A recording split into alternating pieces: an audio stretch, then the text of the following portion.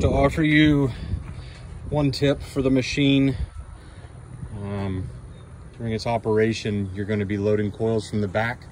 Whenever you load these coils from the back, you're going to cut dog ears on them to help it feed through the rollers.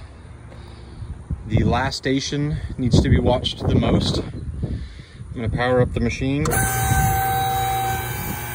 You can jog this machine using the manual controls or the controller itself. The manual controls will jog the panel forwards and backwards, as you see there. This is what I typically use when loading coils. The shear attachment operates here. Now, whenever your coil is making its pass through the rollers, you should watch it very carefully. When it arrives at this last station, right here, the pan is at a very vulnerable spot. This is with most Knudsons. What I recommend doing is slowly bringing the pan up to that station. I keep a small pry bar handy in case the coil tries to move. Let me see if I can get down here. If the coil tries to move to the back side of this roller, jog the machine back, place a small pry bar in between here and the pan, press it forward, and make sure it jogs to on top of this coil and on the inside of this roller. You can see there. So when it runs,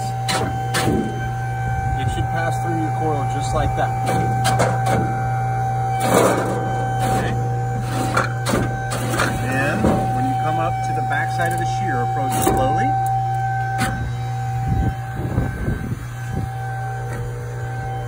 These are adjustable.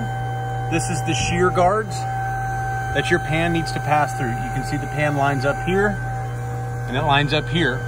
In this circumstance, the panel is sitting up a little higher, so it helps to have an assistant or somebody press down again with the flat bar, or you can loosen both of these until the pan passes through and then tighten them back up. There's also 2 screws on the back side of this. You'll have to do it on both sides, but that will allow this pan to come through there and pass through your shear clearly. So just some tips and tricks. Make sure you cut really good dog ears for your panel. It helps it pass through. Here's the pry bar I was talking about. I'll just leave it right there. Stop the machine. There are emergency stops located on all the corners. Oftentimes my crew will call and state that the machine is not operational. Typically while loading, they have accidentally triggered one of those. This machine runs very fine panels. It was just recently tuned up by a professional company out of Houston. The coils were completely clean. I mean, the rollers were all completely cleaned and replaced. The lower striation rollers are in place. The tops are out of the machine. Brand new striation tops are coming with the machine in a box. They need to be assembled and dropped in. The top 2 got lost, so I ordered brand new one from Patrick Knudson out of Knudson Manufacturing. Make sure you always keep your rollers clean and free of debris. Oftentimes the plastic from the panels will build up here.